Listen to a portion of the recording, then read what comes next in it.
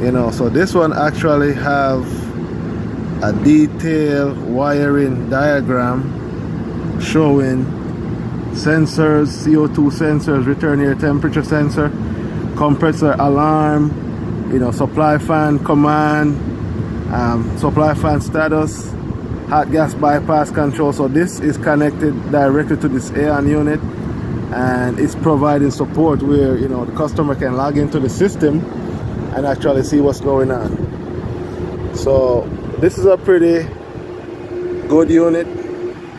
I'm not gonna lie, some of the communication, you know, some of the communication, they kind of malfunction sometimes, when, especially when you have an old software on your system. So it's important, you know, to have updated software on your unit, and, you know, regular checks, maintenance, and all that stuff to make sure the unit is